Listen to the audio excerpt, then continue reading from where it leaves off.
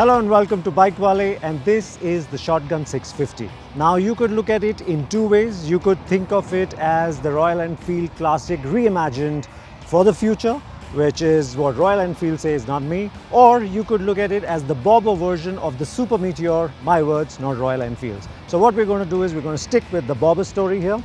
Now this is the fourth iteration on the 650cc twin platform.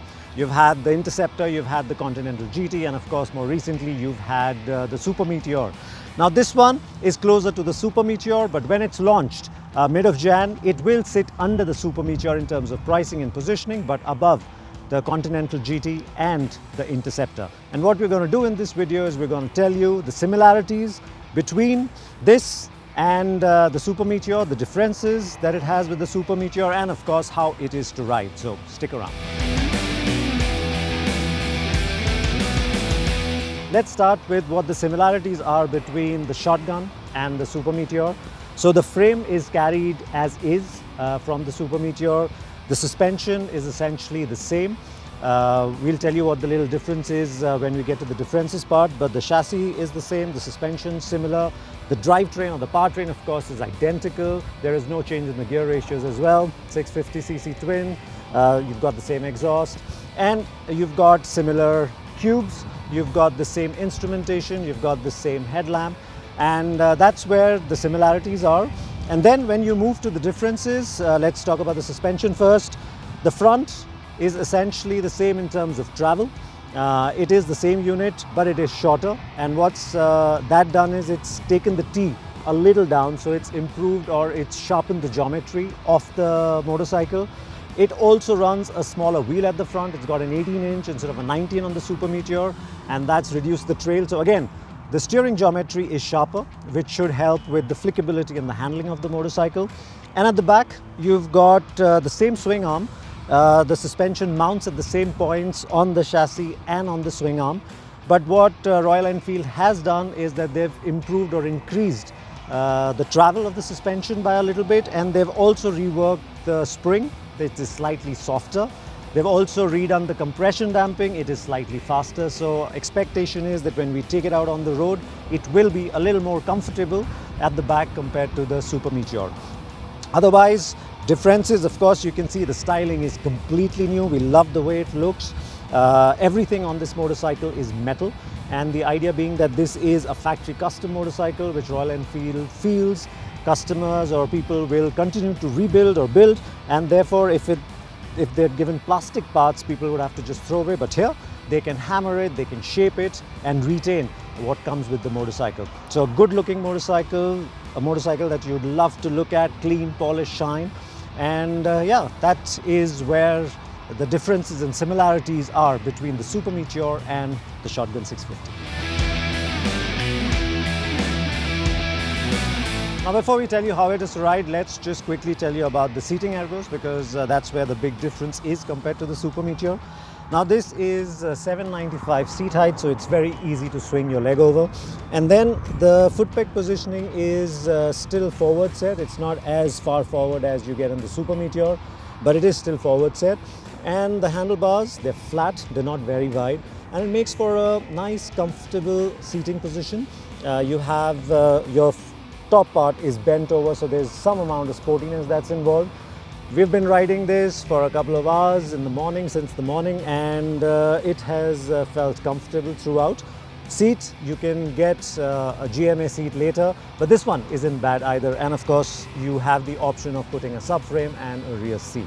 So overall, good seating ergos, also good seat height. I'm 5'8" and I can get both my feet on the ground, so you'd be able to manage the weight of the motorcycle without a problem.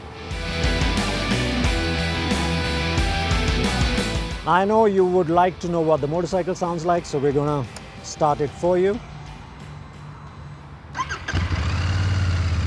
So it's got that 270-degree offbeat note to it, which gives it that character. You can feel it at idle. And then, now we don't really have a rev counter here, so I'm going to go by feel. So nice, smooth sounding. This is at about 3000 RPM, maybe a little lower. And then if we take it a little higher,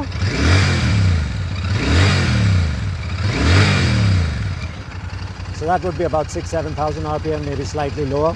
But again, we've seen that with the 650 Twin across all models. Nice sounding, smooth, very, very characterful engine that pulls at your heartstrings, and this one does too.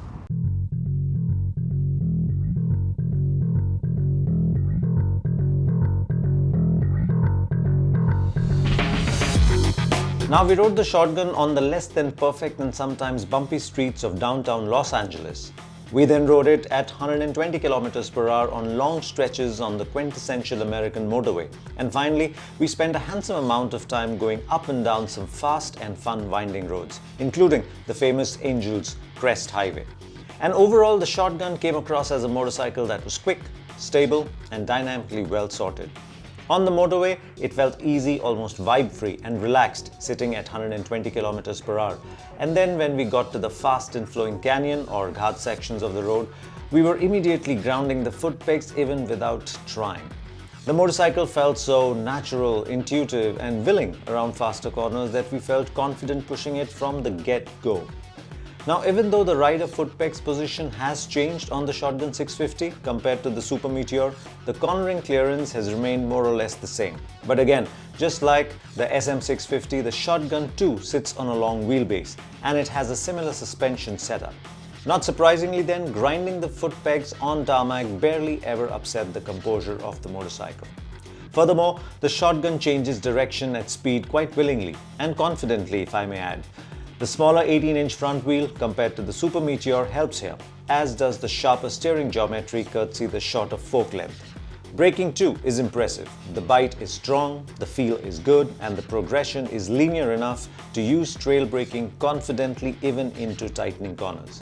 Plus, the engine has always been a gem and it remains so. It is smooth, it sounds nice, and with that lovely spread of torque in the mid-range, not to mention the quick and linear throttle response, it makes aggressive corner exits a joyous affair.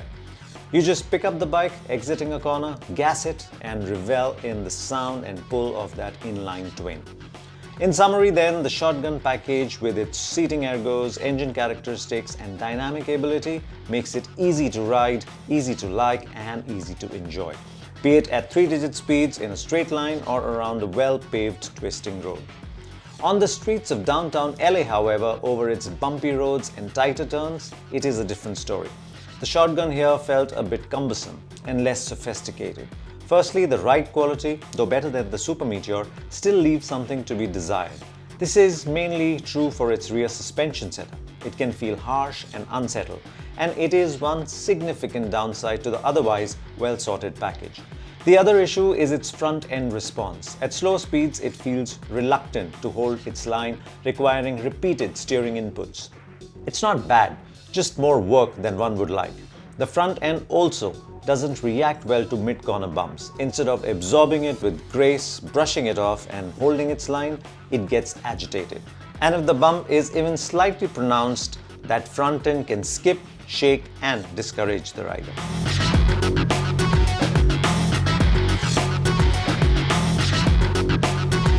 Now, this motorcycle, like we said at the start, is going to be launched in mid of Jan, and when it's launched, it will sit under the Super Meteor in terms of pricing. It is going to be more expensive than the Interceptor and the Continental GT. Now, the highlights of this motorcycle, of course, is the way it looks. I think it's a wonderful looking motorcycle.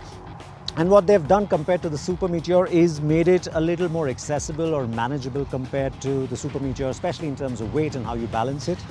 And it is a premium looking motorcycle. The attention to detail is brilliant on this bike, and if you get this, you're gonna that pride of ownership is going to be very strong on this motorcycle.